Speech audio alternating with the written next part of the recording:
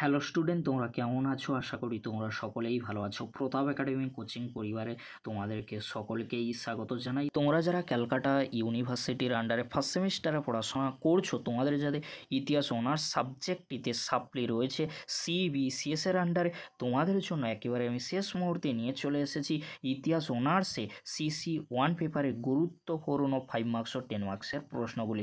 এই প্রশ্নগুলি তোমরা শেষ মুহূর্তের জন্য দেখে যাও, অবশ্যই তোমাদের CC1 পেপারে যে সাপ্লি রয়েছে সাপ্লি কিন্তু ক্লিয়ার হয়ে যাবে।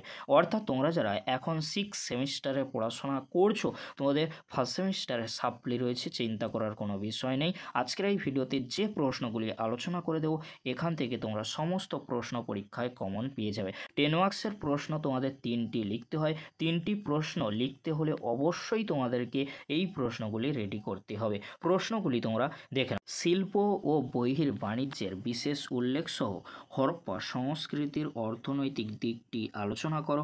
ষোড়শ মহাজন পদ সম্পর্কে টিকা লেখো।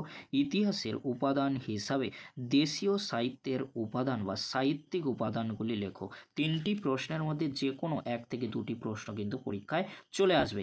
পরবর্তী প্রশ্ন কি রয়েছে তোমরা দেখে নাও। মধ্যপ্রস্তর যুগের গুহা শিল্প বা বৈশিষ্ট্য লেখো। প্রশ্নটি অত্যন্ত গুরুত্বপূর্ণ। প্রতিবাদী ধর্ম হিসাবে বৌদ্ধ ও জৈন ধর্মের উত্থান এবং আর্থ সামাজিক কারণ লেখো। পরবর্তী প্রশ্ন, আর্য সমস্যা সম্পর্কে টিকা লেখো।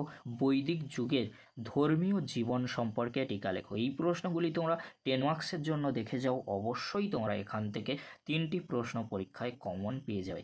এবারে তোমরা দেখে নাও 5 মার্কসের জন্য মাত্র কয়েকটি প্রশ্ন, যে প্রশ্নগুলি করে গেলে অবশ্যই তোমরা 5 মার্কসের সমস্ত প্রশ্ন পরীক্ষায় কমন পেয়ে যাবে। প্রশ্নগুলি তোমরা দেখে নাও। সভা ও সমিতি সম্পর্কে টিকা লেখো। আর্য সত্য সম্পর্কে টিকা লেখো। হরপ্পা নগর পরিকল্পনা সম্পর্কে টিকা লেখো। 3টি প্রশ্নের মধ্যে যে কোনো 1 থেকে 2টি প্রশ্ন পরীক্ষায় কিন্তু কমন চলে আসবে। নেক্সট প্রশ্ন কি রয়েছে তোমরা দেখে নাও। চিত্রিত ধূসর মৃৎপাত্র সম্পর্কে টিকা লেখো। অর্থশাস্ত্র সম্পর্কে টিকা লেখো।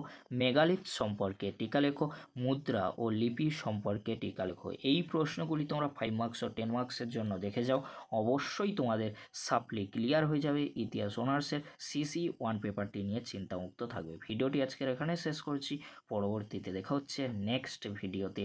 ভিডিওটি দেখার জন্য তোমাদেরকে অসংখ্য ধন্যবাদ।